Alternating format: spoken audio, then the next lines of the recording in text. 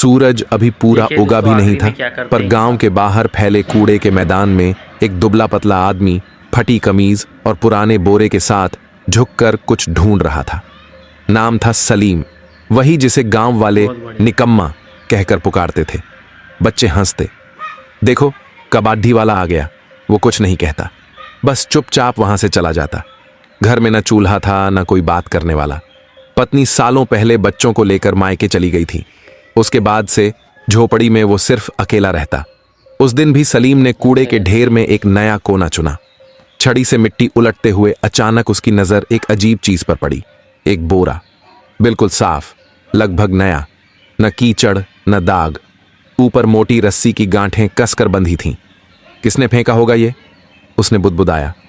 लेकिन जब उसने उसे खींचने की कोशिश की, बोरे का वजन अजीब लगा, जैसे भीतर कुछ ठोस हो। उसने सोचा शायद अंदर कपड़े होंगे। चारों ओर नजर दौड़ाकर उसने सुनिश्चित किया कि कोई देख तो नहीं रहा। फिर बोरे को धीरे धीरे किनारे खिसकाया, जहां धुएं की धुंध उसे छिपा सके। उसने रस्सी खोली, बोरा खुला और उसकी सांस अटक गई। अंदर प्लास्टिक में लिपटी गड्डियां थीं। उसने कांपते हाथों से एक खोली, 500 के नए नए नोटों के बंडल। उसकी आंखें चौंधिया गईं। वो घुटनों के बल बैठ गया। हाथों से नोटों को छूकर देखा, क्या ये सच है? उसने खुद से पूछा। उसके हाथ कांपने लगे। उसने चारों ओर देखा, कहीं कोई देख तो नहीं रहा। कुछ पल बाद उसने गहरी सांस ली और फैसला कर लिया। बोरे को फिर से बांधा, पीठ पर लाद लिया और झोपड़ी की ओर चल पड़ा। रास्ते में हर आवाज उसे शक जैसी लगी। कुत्ते का भौंकना, किसी का बात करना। घर पहुंचते ही उसने झोपड़ी का दरवाजा अंदर से बंद किया। बोरे को कोने में रखकर चटाई से ढंक दिया। सलीम का दिल ऐसे धड़क रहा था जैसे सीने से निकलकर बाहर आ जाएगा। बार बार वह झोपड़ी के दरवाजे से झांकता, कहीं कोई पीछे तो नहीं आ गया। जब उसे यकीन हुआ कि आसपास कोई नहीं है, तो वह धीरे से बोरे के पास बैठ गया। हाथ कांप रहे थे, लेकिन हिम्मत जुटाकर रस्सी खोली। जैसे ही बोरा खुला, अंदर की चमक ने उसकी आंखें चौंधिया दी। नोटों की गड्डियां, एक से एक ताजा, नई। सलीम ने एक गड्डी निकाली और गिनना शुरू किया। गिनते गिनते उसके होंठ सूख गए। सिर्फ एक गड्डी में 1 लाख रुपए। उसने अंदाजा लगाया, कम से कम 30-40 करोड़ तो होंगे। यह सोचते ही उसका दिमाग सुन्न पड़ गया। इतना पैसा कोई आम आदमी नहीं छोड़ सकता। वह बुदबुदाया। उसके भीतर डर की लहर दौड़ गई। कहीं ये किसी बड़े आदमी, किसी नेता या गुंडे का तो नहीं। अगर उन्होंने ढूंढना शुरू किया तो क्या होगा? इस ख्याल से उसका शरीर पसीने से तर हो गया।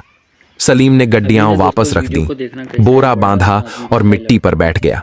सिर पकड़कर सोचने लगा। दिल में एक तरफ खुशी थी कि सालों की गरीबी अब खत्म हो जाएगी। इलाज करा सकेगा, नया घर बना सकेगा, इज्जत की जिंदगी जी सकेगा। पर दूसरी तरफ डर उसे भीतर से कुतर रहा था। अगर किसी को पता चल गया तो लोग उसे चोर कहेंगे, पुलिस पकड़ लेगी या असली मालिक आ जाएगा। रात भर वो जागता रहा। उसने खुद को तसल्ली दी, अगर कल सिर्फ एक गड्डी निकालकर इलाज करवा लूं तो किसी को क्या पता चलेगा। डॉक्टर ने पहली बार उसे इज्जत से बैठाया, दवाइयां दी और कहा, इलाज मुमकिन है। सालों बाद सलीम के चेहरे पर एक सच्ची मुस्कान आई। वो समझ गया, यह दौलत उसका इम्तिहान है, वरना वरदान नहीं। बहुत सही, बढ़िया। अगला दिन सलीम के लिए एक नई सुबह बन गया। वर्षों बाद उसने आईने में खुद को गौर से देखा।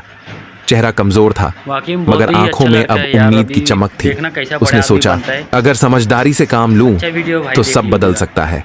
सबसे पहले उसने अपनी झोपड़ी की मरम्मत करवाई। बोरे से कुछ पैसे निकाले, मजदूरों को बुलाया और छत बदलवा दी। कुछ ही दिनों में घर की बदबू और सीलन कम हो गई।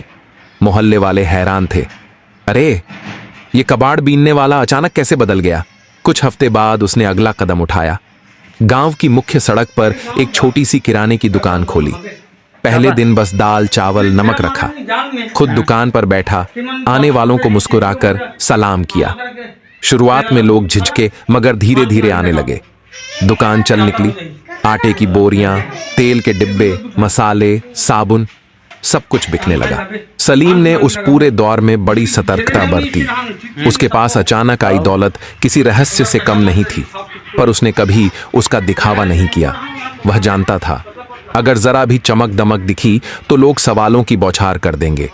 इसलिए बाहर से वह अब भी वही सीधा सादा दुकानदार दिखता था जो हर ग्राहक को मुस्कुराकर क्या चाहिए भैया कहता था। लेकिन भीतर वह जानता था कि उसकी पुरानी बोरी में इतनी पूंजी छिपी है कि न सिर्फ उसकी बल्कि कई जिंदगियों की दिशा बदल सकती है। कभी कभी मोहल्ले की बुजुर्ग औरतें उससे कहती, सलीम भैया तुम तो बहुत बदल गए हो। वह बस मुस्कुरा देता, लेकिन भीतर एक मीठा गर्व उमड़ पड़ता। आखिर किसे बुरा लगता है जब दुनिया आपके बदलाव को देखती है। धीरे धीरे उसने कारोबार बढ़ाया। कुछ महीनों बाद उस बोरी से थोड़ा और पैसा निकाला और एक छोटा सा गोदाम शुरू किया। माल ढोने के लिए पुरानी ट्रक खरीदी और अब सिर्फ बेचने वाला नहीं, सप्लाई करने वाला बन गया।